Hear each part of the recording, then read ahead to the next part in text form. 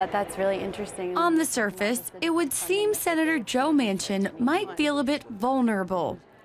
In less than 2 years, the West Virginia Democrat faces re-election in a state that went overwhelmingly for President Trump.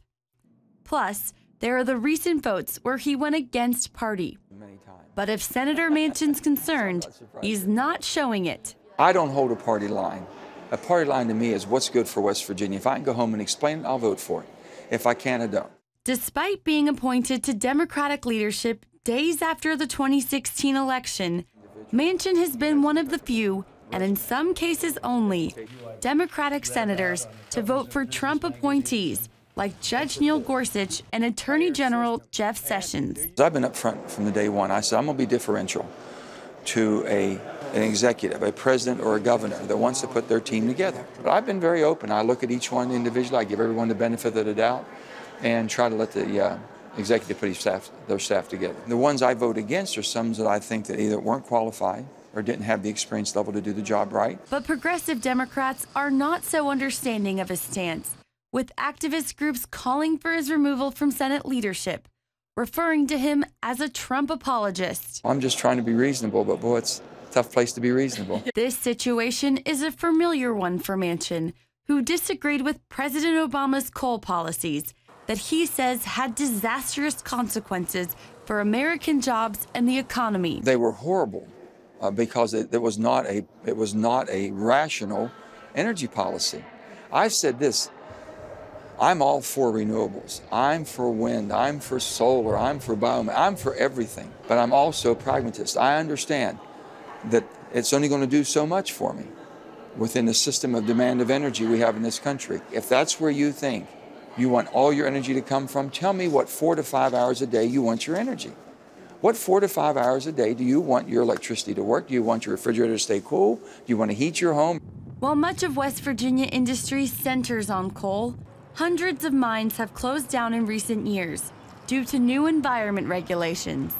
Manchin is disappointed the Obama administration invested billions into renewables like solar energy that provide only 20% of our power, while basically ignoring coal, which he says powers 70% of the country's electricity. The rest of the world's going to use the most abundant energy they have and the best BTU, which is the best heat value. That's going to be coal. They're going to use it. And if they're going to use it, let's make sure they use it cleaner. Well, they can't use it clean unless we develop the technology. Another priority for Manchin, addressing our national debt. What we're doing for the future generations of this country is basically almost criminal.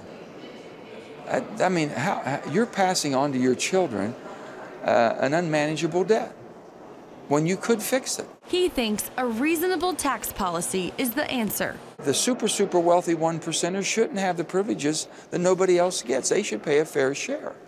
But thinking they're going to pay the full load from the far left, thinking just throw it on the top end, that's not going to happen. Here in West Virginia, it's hard to tell if politically Manchin's benefiting from his actions.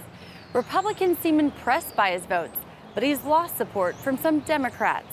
I think it's too much to the right. He's Democrat, I'm a Democrat also. But I certainly disagree.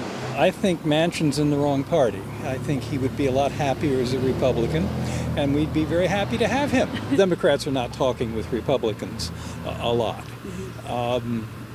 So he's an unusual kind of person to be that close to the fence. He stood on his own because he did what he thought was right, and I like that because that's, not just sticking with party for party's sake. I won't vote for him. And in Washington, Manchin remains determined to prove he's not out to please either party. They can't just pigeonhole me and say, well, he's just a Washington Democrat, liberal. That's not me. Or they can control him. That's not me.